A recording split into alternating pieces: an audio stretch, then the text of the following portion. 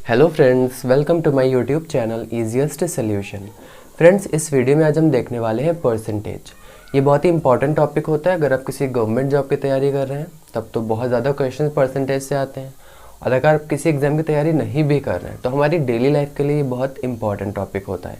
क्योंकि हम कहीं मॉल में जाते हैं तो इतने परसेंट का डिस्काउंट चल रहा है। जैसे एग्ज़ाम में हमारे जब मार्क्स आते हैं तो पूछा जाता है कितने परसेंटेज है।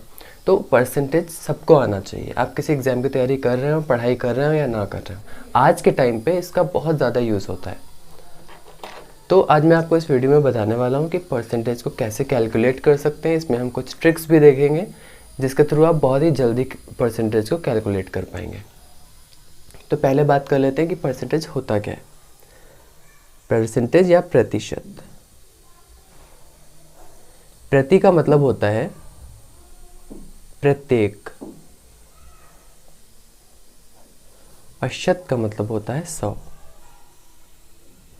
तो प्रतिशत का मतलब क्या हुआ? प्रत्येक 100। तो अब जैसे हम लोगों की आदत होती है, अगर हमको 100 में कोई चीज़ बताई जाए तो हमको आसानी से समझ में आ जाती है।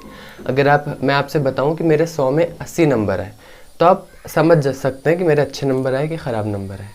अगर मैं कहूँ 100 में 50 आए तो भी आप समझ जाएंगे अच्छा है कि ख़राब है। लेकिन यही मैं आपको बताऊं कि मेरे 800 में 550 नंबर है, तो अब आप सोचेंगे बैठ के कि अच्छे हैं कि ख़राब हैं, क्योंकि 800 में आप उतने अच्छे से सोच नहीं पाएंगे।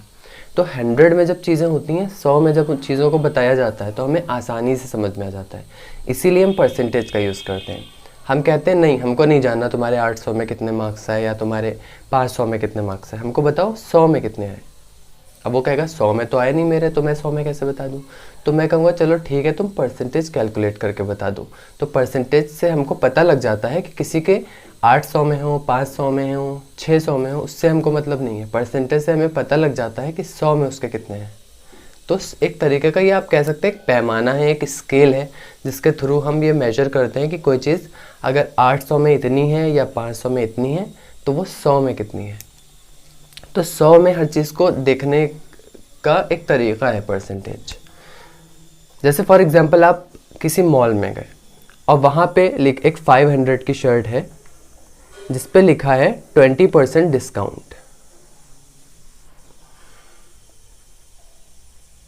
डिस्काउंट या आप कह सकते हैं छूट।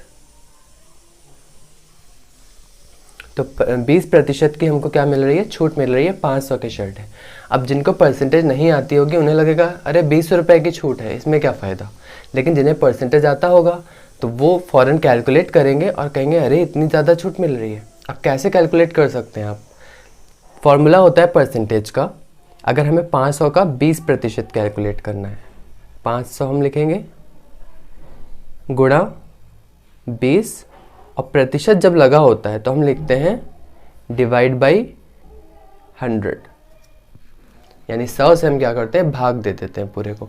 तो अगर 20% 500 का निकालना है तो 500 गुणा 20 और डिवाइड कर देंगे, आप भाग दे देंगे 100 से। अब यहाँ पे ये 0 इस 0 से कैंसिल हो जाएगा और ये 0 इस 0 से कैंसिल हो जाएगा। तो ऊपर क्या बचा? 5 गुणा 20।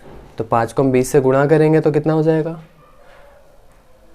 5 दूनी 10, और ये 0 को हम यहाँ पे लिख लेंगे। तो 100 रुपये की पूरी छूट मिल रही है।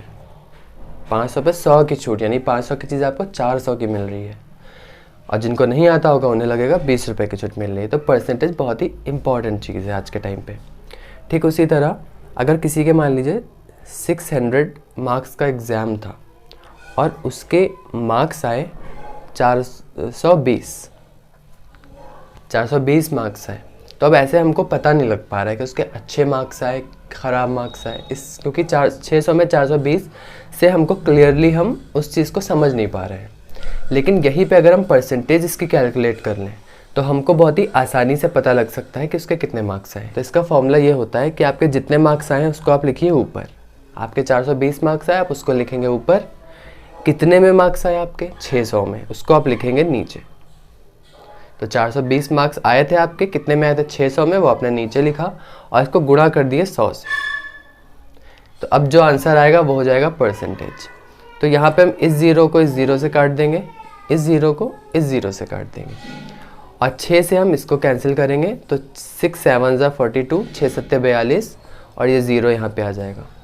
तो इसका मतलब अब यहाँ पे सिर्फ 70 बचा है, देखिए सब कुछ कट गया, सिर्फ 70 बचा है। तो इसका मतलब उसके 70% मार्क्स आए, 100 में 70 मार्क्स आए। 600 में 420 का मतलब 100 में 70। तो इस तरह से हमको समझ में आ गया, अच्छा उसके 100 में 70 आए हैं, इतने तो हमको क्लियरली पता लग गया कितने मार्क्स आए हैं। वरना हम सोचते रह जाते कि अच्छे आए हैं कि ख़राब आए हैं, कि ये पास हुआ है कि फेल हुआ है। ऐसे 100 में 70 है तो हमें पता लगा कि हाँ ठीक ठाक मार्क्स हैं, अच्छे मार्क्स हैं और वो पास हो गया है। तो परसेंटेज आपको, आई थिंक आपको इससे समझ में आ रहा होगा कैसे कैलकुलेट करते हैं। 500 का जब 20% निकालना था तो हमने क्या किया, 500 गुणा 20 और इसको भाग दे दिया 100 से। और जब 600 में 420 दिया था कि इतना 600 में आया है, अब प्रतिशत बताओ। यहाँ पे प्रतिशत दिया हुआ था, हमको प्रतिशत निकालना था। यहाँ पे 500 दिया हुआ था जिसका 20% निकालना था, तो हमने सीधे सीधे निकाल लिया। यहाँ पे 600 में 420 दिया हुआ है, अब हमको क्या बताना है कि कितना प्रतिशत है, 600 का 420 कितना प्रतिशत है। ठीक उसी तरह अब हम देखेंगे, मान लीजिए 400 का आपको निकालना है 15%। तो आप क्या कर सकते हैं, पहले तो आप फॉर्मूला लगा सकते हैं, अभी मैं आपको ट्रिक भी बताऊंगा कि आप कैसे निकाल सकते हैं।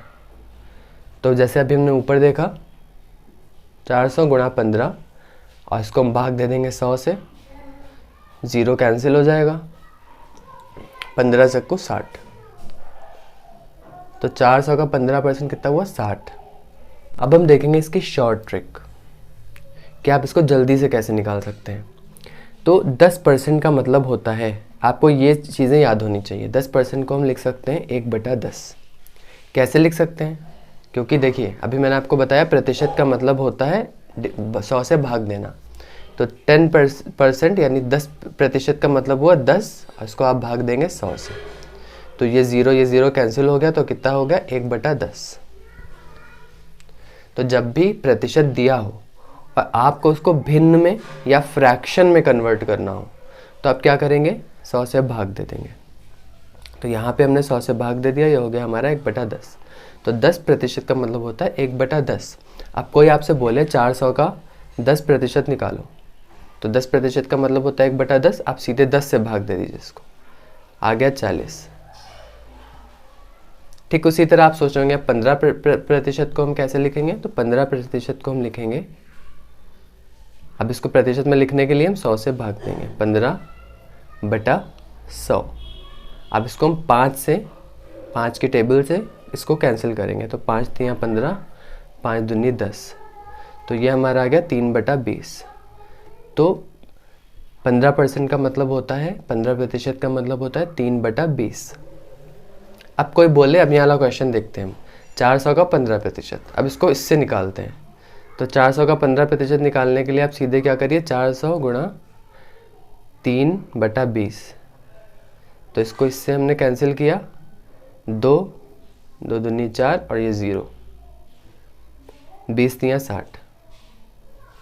तो ये देखिए 60 हम ऐसे भी निकाल सकते हैं और ऐसे भी निकाल सकते हैं, लेकिन आपको जब ये याद होगा तो आप जल्दी से उसको कैलकुलेट कर पाएंगे। दूसरा तरीका क्या है 15% निकालने का, कि 400 का पहले आप 10% निकाल लीजिए। तो 10% निकालने के लिए हमको क्या करना पड़ता है, बस हमको 10 से क्या करना पड़ता है, डिवाइड करना पड़ता है। तो इसको 10 से डिवाइड कर दिया, कितना आ गया, 40। तो 10, देखिए 10 से डिवाइड करना बहुत आसान होता है, हम सीधे 0 काट देते हैं।